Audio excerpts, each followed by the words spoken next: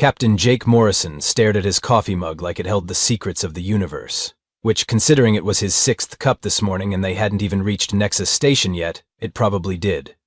The USS Harmony hummed around him, all shiny diplomatic paint and peacekeeping sensors, because apparently humanity's first real shot at joining the Galactic Council required looking respectable. Captain, Ambassador Lisa Park chirped from across the bridge, practically bouncing in her seat.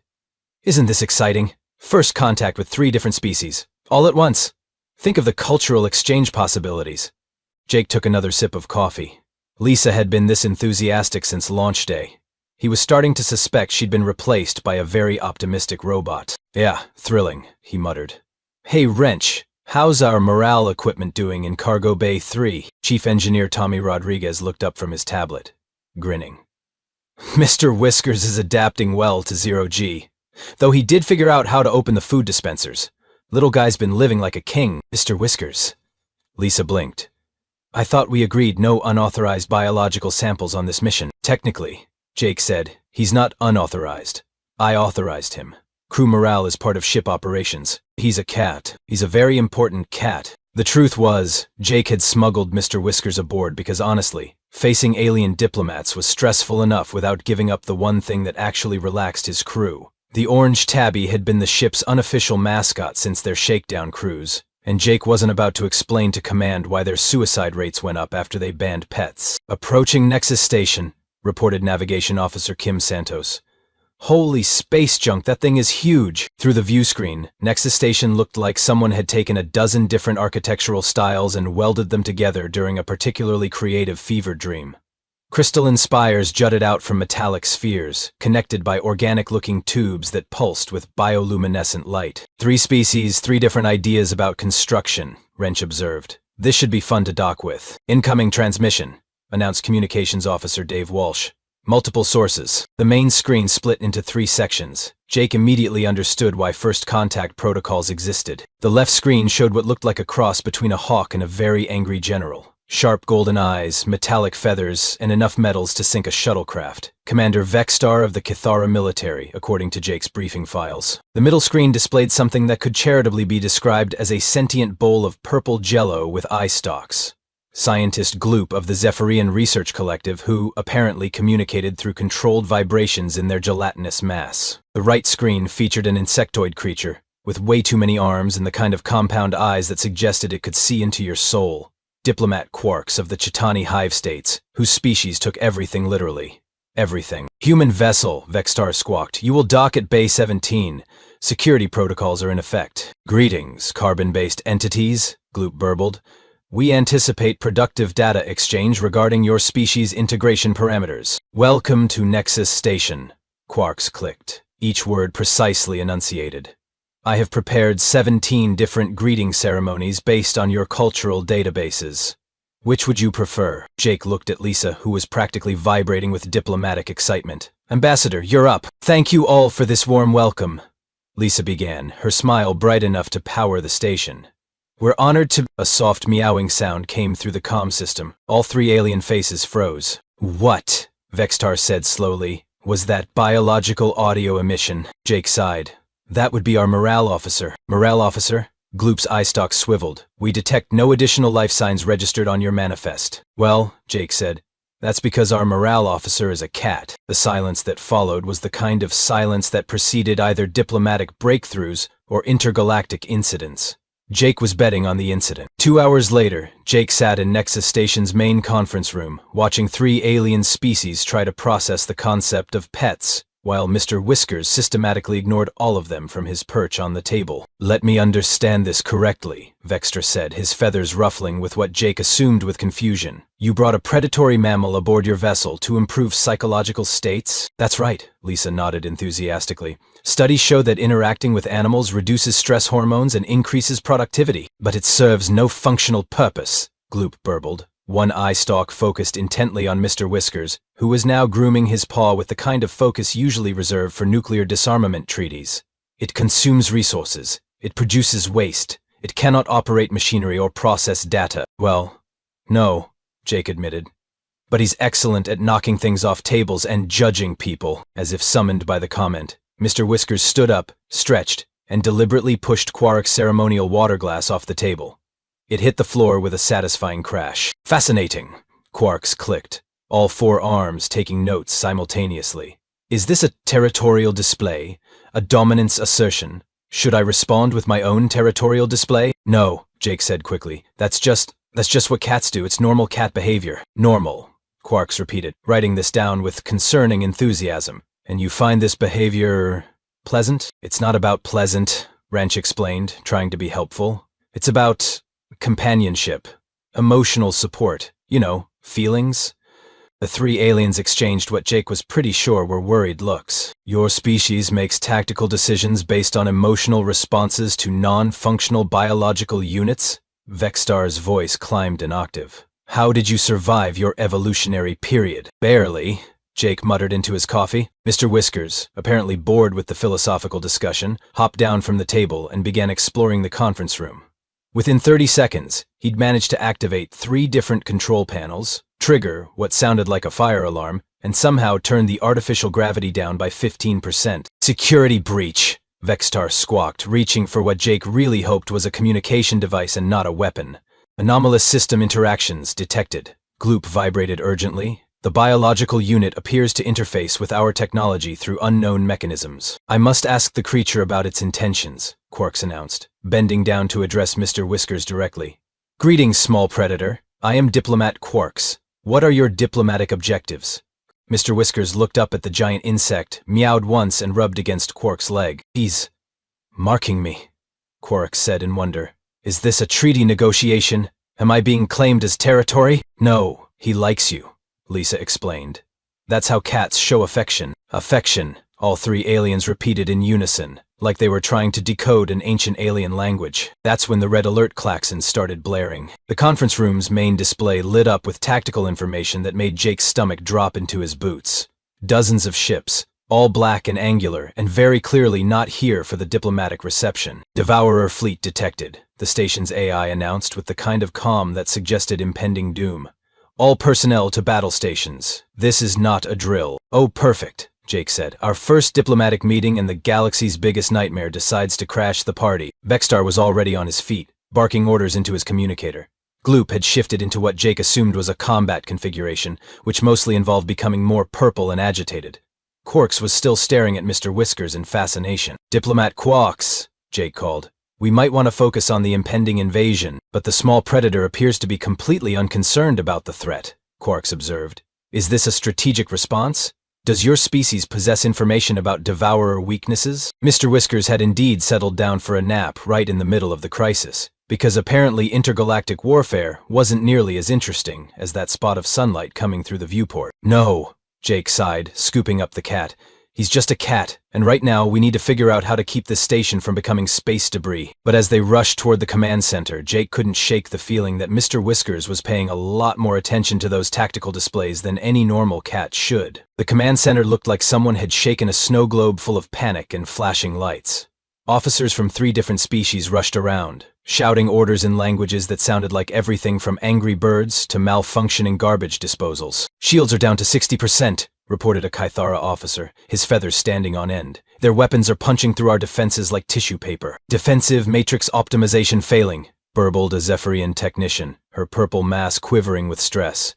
Devourer ships adapt to our countermeasures within 2.3 seconds of implementation. Jake set Mr. Whiskers down and immediately regretted it. The cat took one look at the chaos and decided this was the perfect time to explore. Before anyone could stop him, he'd wandered over to a massive quantum computer core that was apparently running the station's defensive calculations. Someone grab the cat, Vexstar squawked. That's a restricted area. Mr. Whiskers, get back here, Jake called. But the orange tabby was already investigating the swirling patterns of light inside the quantum matrix. To everyone's horror, he reached out one paw and touched the containment field. Nothing exploded, which, according to Jake's limited understanding of quantum physics, was either very good or very, very bad. Impossible. Gloop vibrated, all eye stalks focused on the display.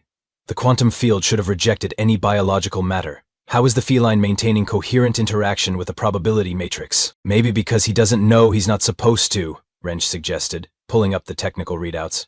Look at this. The quantum calculations are actually stabilizing. On the tactical display, something strange was happening. The Devourer ships, which had been systematically dismantling the station's defenses with ruthless efficiency, suddenly seemed to be making random course corrections. "The Earth attack pattern is shifting," Vexstar observed, his military training overriding his confusion about cats.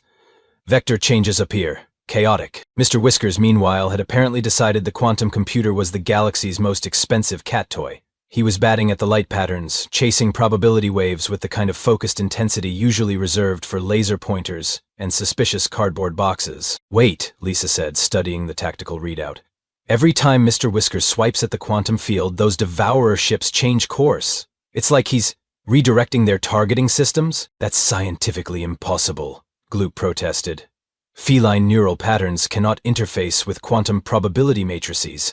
The biological complexity requirements alone—" "Tell that to the cat," Jake interrupted, watching as Mr. Whiskers pounced on a particularly bright quantum fluctuation. On the display, an entire squadron of Devourer ships suddenly veered off course and crashed into each other. "By the 7 moons of Kythara," Vexstar breathed, "the furry tactical advisor just eliminated 12 enemy vessels." "He's not a tactical advisor," Jake protested weakly.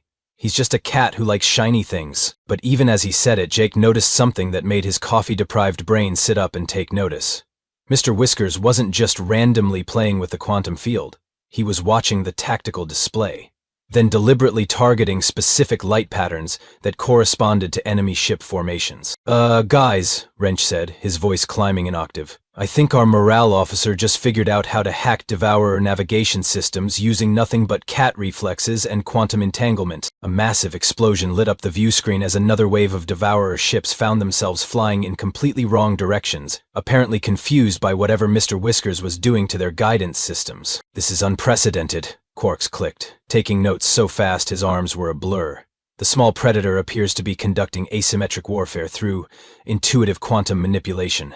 Should I declare him a military genius or a natural disaster?" "Why not both?" Jake suggested, watching as his ship's cat casually rewrote the laws of space combat by treating a quantum computer like the world's most expensive feather wand. The station's shields stabilized. The Devourer fleet was in complete disarray, and Mr. Whiskers, satisfied with his work, curled up next to the quantum core and began purring. The purring made the quantum field resonate in harmonious frequencies that apparently turned the station's weapons systems into instruments of beautiful, chaotic destruction. "I'm starting to understand," Vexstar said slowly, "why your species brought a morale officer to a diplomatic mission." "Actually," Jake admitted, "we just brought him because he's cute and makes people happy." The 3 aliens stared at him with the kind of expression usually reserved for watching someone accidentally solve faster-than-light travel while trying to make a sandwich. Over the next 6 hours, Jake watched his understanding of reality crumble like a stale cookie.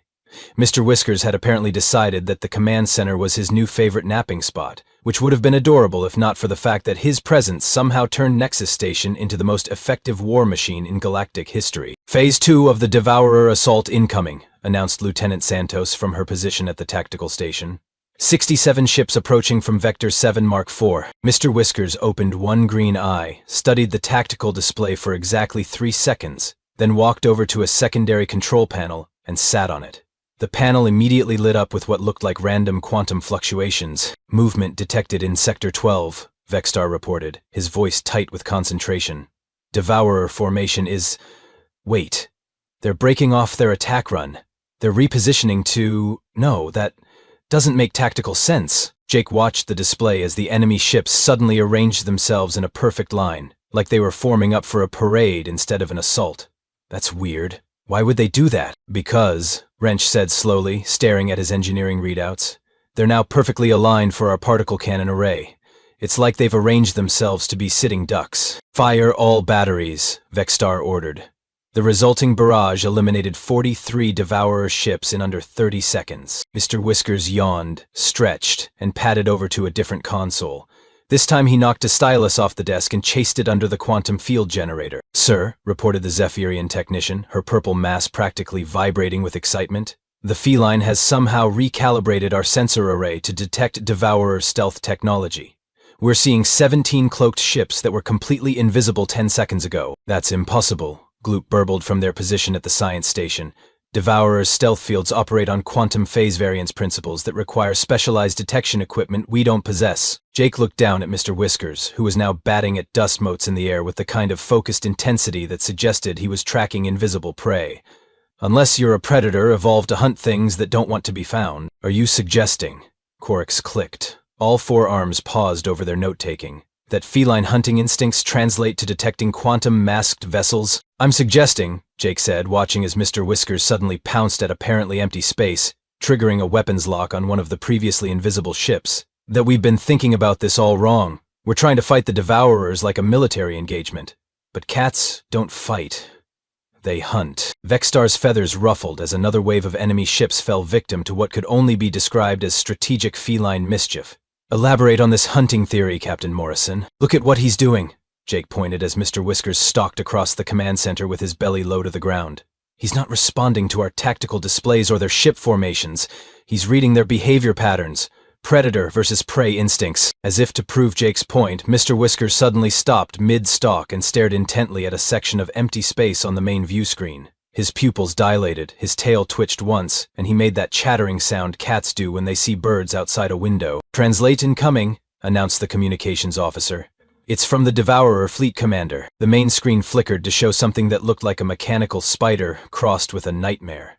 When it spoke, its voice was the sound of metal grinding against metal. A known biological weapon, the Devourer commander rasped. Cease your psychological warfare immediately. Our navigational systems are experiencing unprecedented chaos patterns. Our stealth technology is compromised by incomprehensible detection methods. What manner of advanced combat AI are you employing? Jake looked at Mr. Whiskers, who had lost interest in the Devourer commander and was now grooming his left paw with the kind of thorough attention that suggested this was the most important task in the galaxy. That would be Admiral Whiskers, Jake said solemnly. Our top strategic advisor. Impossible, the Devourer commander snarled.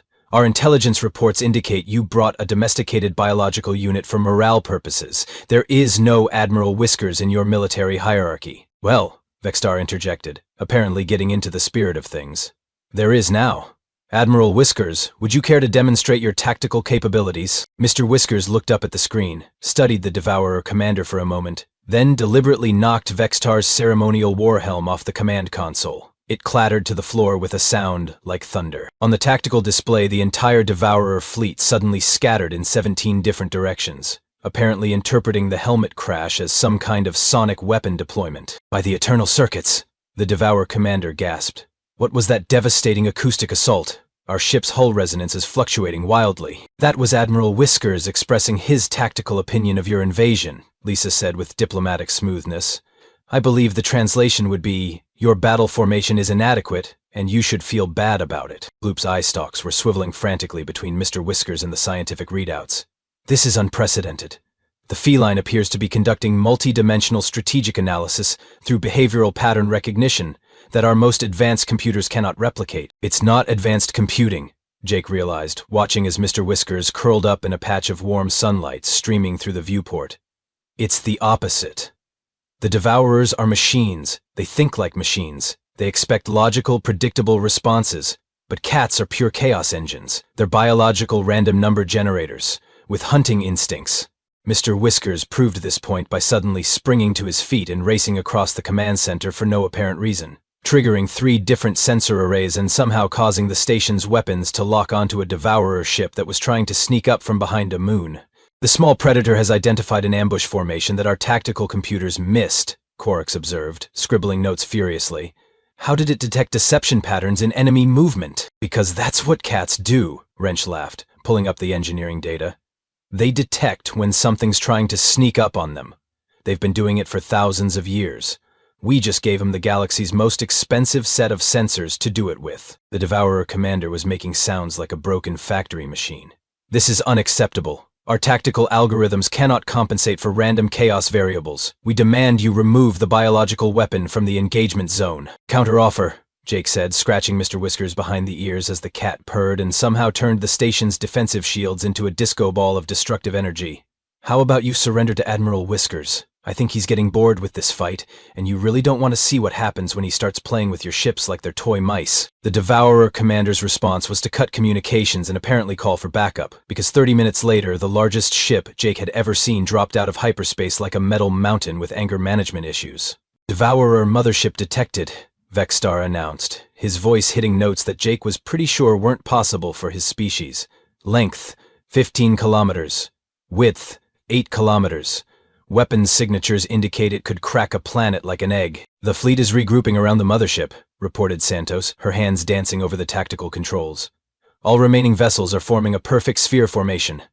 It's like they're preparing for some kind of coordinated final assault. Mr. Whiskers, who had been napping through the tactical briefing, suddenly opened both eyes and stared at the main display with the kind of intense focus he usually reserved for birds outside windows and suspicious paper bags. The Admiral appears concerned, Quarks observed, noting Mr. Whiskers' sudden alertness. Is this a tactical assessment of the enemy's capabilities? No, Jake said slowly, watching as his cat's pupils dilated to maximum hunting mode. That's the look he gets when he sees something he really wants to catch. The mothership began broadcasting on all frequencies with a voice like grinding gears and existential dread. Biological chaos weapon operators, you have disrupted our conquest algorithms for the final time. The Devourer Prime has been awakened. Prepare for systematic elimination of all random variables. Devourer Prime? Gloop burbled nervously. Our databases indicate that's their central command intelligence. A quantum mechanical artificial intelligence that's been calculating optimal conquest strategies for over 10,000 years. Perfect, Jake muttered. So we're facing the galaxy's most advanced strategic computer, and our secret weapon is a cat who thinks cardboard boxes are the height of defensive architecture. Mr. Whiskers proved Jake's point by immediately abandoning his post at the quantum computer and disappearing into a maintenance shaft, because apparently now was the perfect time for exploring. Where is he going? Vexstar demanded. We need the biological chaos weapon at the tactical station. He's not a weapon, Jake protested, then paused as multiple systems throughout the station began activating in sequence. He's just curious about... Oh no! On the engineering display, Wrench was tracking Mr. Whiskers' progress through the station's internal systems. The cat was following maintenance conduits with the kind of purposeful exploration that suggested he'd found something interesting. He's heading for the main computer core, Wrench reported. The big one.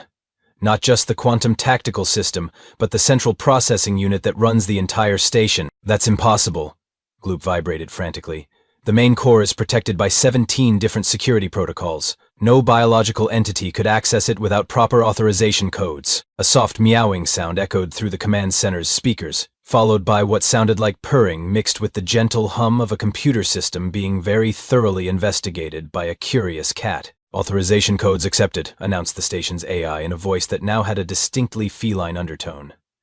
Admiral Whiskers has been granted full administrative access to all station systems. Initiating Random Tactical Protocol 77 Whiskers. What's Random Tactical Protocol 77 Whiskers? Jake asked, with the kind of dread usually reserved for tax audits and surprise dental procedures. Unknown protocol, the AI purred, generating new strategic parameters based on optimal chaos distribution and maximum curiosity satisfaction. Please stand by while I knock all enemy ships off the tactical display. The mothership fired its primary weapon, a beam of pure destructive energy that should have vaporized Nexus Station and everyone on it. Instead, it hit what appeared to be a shimmering field of pure randomness that scattered the energy in 17 different directions, most of which somehow redirected back toward the Devourer fleet. Impossible! The Devourer Prime's voice crackled across the communications array. Our weapons cannot be randomly redirected. Physics does not operate on chaos principles. You've never met a cat, have you? Jake asked conversationally. The station's weapons systems began firing in patterns that defied every principle of military strategy Jake had ever learned. Instead of focusing fire on critical targets, they seemed to be shooting at completely random locations. But somehow, every shot either hit a vital enemy system or ricocheted off space debris to hit 3 other ships. This is magnificent, Vexstar breathed, watching as the Devourer fleet tried desperately to maintain formation while apparently being attacked by the physical manifestation of Murphy's Law. The Chaos Weapon has turned our defensive systems into instruments of beautiful, unpredictable destruction. Mr. Whiskers' purring grew louder through the station speakers, and suddenly every light on Nexus Station began blinking in random patterns. The effect was hypnotically chaotic, like a disco designed by someone having a seizure. Our optical sensors are overloading, the Devourer Prime reported, its voice now carrying undertones of what Jake could only describe as mechanical panic. The random light patterns are creating computational paradoxes in our targeting systems. That's because you're trying to analyze a cat's idea of pretty lights, Lissa explained helpfully. There's no pattern to analyze, he just likes the way they blink. The mothership attempted a different strategy, launching thousands of small fighter craft in a coordinated swarm attack. It was a brilliant tactical maneuver that should have overwhelmed any defense system. Mr. Whiskers responded by somehow turning the station's tractor beam arrays into the galaxy's largest laser pointer. The result was exactly what anyone who'd ever owned a cat would have predicted. Thousands of Devourer fighters suddenly found themselves chasing tiny red dots in completely random directions, their pilots apparently unable to resist the primal urge to catch the moving light. "This is impossible!" the Devourer Prime wailed, as its entire fleet began chasing laser dots like a massive swarm of mechanical kittens.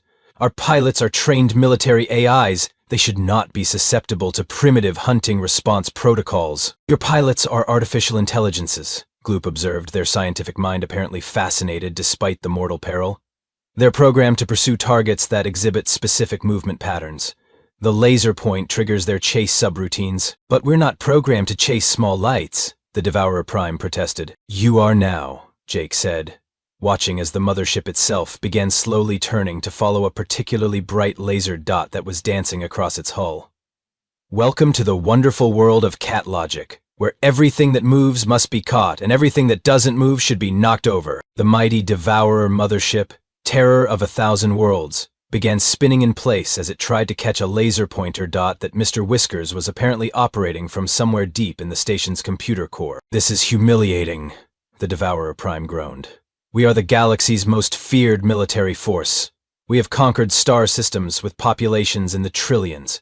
We cannot be defeated by a small mammal with attachment issues." "Counterpoint," Jake said, as the entire Devourer fleet began spinning in increasingly dizzy circles.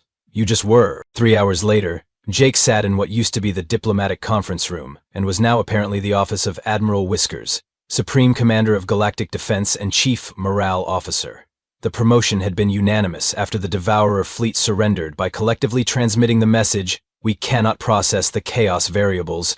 Please make the spinning stop." Mr. Whiskers himself was napping in a patch of sunlight, completely oblivious to his new rank and the fact that he had single-handedly revolutionized military strategy across 17 star systems. His tail twitched occasionally, which the Galactic Council's military advisors were now analyzing for strategic significance. "So let me understand this correctly," said High Chancellor Zorth of the Andromedan Federation, whose holographic image flickered above the conference table. "A single Earth feline defeated the Devourer Empire by introducing chaos theory into quantum military dynamics?" "That's the technical explanation," Jake nodded, sipping his coffee while Mr. Whiskers rolled over and presented his belly to the universe. "The simple explanation is that cats are agents of chaos, and apparently chaos is the one thing artificial intelligence can't compute. The implications are staggering," Gloop burbled, their purple mass practically vibrating with excitement. "We've spent millennia developing increasingly sophisticated strategic algorithms, when the optimal approach was apparently to introduce random biological variables into our tactical systems." Vexstar ruffled his feathers thoughtfully. "My military academy will need to completely revise its curriculum. How does one teach strategic feline operations to species that don't have cats?" "That's the beautiful part," Lisa beamed, her diplomatic enthusiasm now backed by actual results. "Every species has some equivalent. Some creature that evolved to be unpredictable, curious, and slightly destructive. Earth cats are just the most refined example." "Which brings us to the formal proposal," announced Chancellor Zorth. "The Galactic Council has voted unanimously to implement the Whiskers Protocol across all member fleets. Every military vessel will be required to carry a designated chaos animal for strategic purposes." Jake nearly choked on his coffee. "You're going to militarize pets?" "We're going to democratize chaos," Quarks corrected, clicking his mandibles with what Jake had learned to recognize as amusement. "The Chitani have already selected our battle crickets. Their jumping patterns appear to confuse enemy targeting systems quite effectively. The Kithara are implementing combat ferrets," Vextra added proudly. "Small, furry, and absolutely fearless. Perfect for infiltrating enemy systems." "And the Zephyrians?" Jake asked, morbidly curious. "Tactical blobfish," Gloop announced with what passed for enthusiasm in their species. They exist in a state of constant bewilderment, which apparently translates to optimal confusion generation when applied to military scenarios. Jake looked down at Mr. Whiskers, who had woken up just long enough to knock a datapad off the conference table before settling back into his nap. You realize none of these animals will be as effective as cats, right? Cats have had thousands of years to perfect the art of being adorable chaos engines. We're aware? Chancellor Zorth acknowledged. Which is why Earth has been granted a special status within the Galactic Council. You are now the official suppliers of strategic feline advisors to any species that requests them. We're going to be exporting cats to alien civilizations, Jake said slowly, processing the absurdity of his new reality. Premium battle cats, Vextar clarified. The Cathara alone have requested 17 Admiral-level felines for our core fleet operations. The Andromedan military wants to know if you have any cats that specialize in stealth operations, Chancellor Zorth added. Something that can infiltrate enemy systems without being detected. Jake thought about every cat he'd ever known, and their supernatural ability to appear in impossible places. Oh, we've got plenty of those. Though I should warn you, stealth cats also tend to be the ones that knock over the most expensive equipment. Acceptable casualties, the Chancellor declared. The Devourer's surrender has proven that strategic chaos generation is more effective than any conventional weapon system. Mr. Whiskers chose that moment to stretch, yawn, and accidentally activate 3 different holographic displays with his paws. The displays immediately began showing tactical simulations of cat-based warfare scenarios, complete with animated felines conducting military operations against bewildered enemy forces. The Admiral appears to approve of our strategic planning, Corix observed, taking notes as Mr. Whiskers knocked a stylus into the holographic display and somehow improved the battle simulation's effectiveness by 30%. There is one concern, Gloop mentioned, their eye stalks swiveling nervously. Our xenobiologists are worried about the long-term effects of introducing Earth felines into alien ecosystems. What if they adapt too well to their new environments? Jake considered this for exactly 3 seconds before images of cats conquering alien worlds through the sheer power of being irresistibly adorable filled his mind. You know what? That sounds like a problem for future generations to deal with. Right now, we've got a galaxy to defend, and apparently the most effective military strategy in known space involves belly rubs and catnip. Speaking of which, Lisa added, the Galactic Council has also approved the construction of the first interspecies military academy on Earth. All member species will send their finest officers to study advanced chaos theory and applied feline tactics. We're going to have alien military officers learning how to work with cats, Jake mused. This is either the beginning of a golden age of peace or the most elaborate practical joke in galactic history. Mr. Whiskers opened one green eye, looked directly at Jake, and made a sound that was somewhere between a purr and a chirp.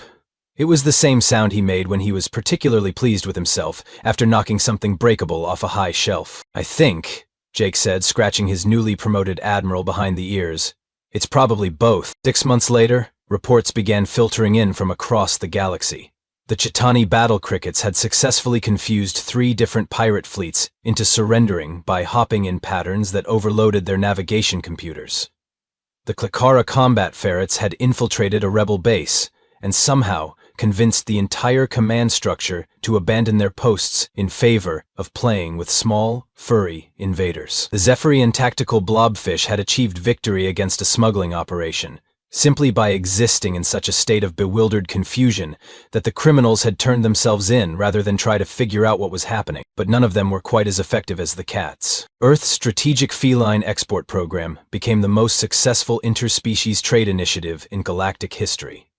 Every species wanted cats. Every military wanted admiral-level tactical advisors who could defeat enemy fleets by napping in the right spot and occasionally knocking things over. And somewhere in the depths of space, the scattered remnants of the Devourer fleet drifted aimlessly, their computers still trying to calculate the optimal response to a small orange tabby who had looked at their invasion plans and decided they needed to be knocked off the table. The final report from the Galactic Military Academy's first graduation ceremony noted that while interspecies cooperation had improved dramatically, the Academy's furniture replacement budget had increased by approximately 4,000%. It was considered an acceptable trade-off for galactic peace. Admiral Whiskers was not available for comment, as he was busy with the critically important task of chasing a sunbeam across the Academy's main conference room floor.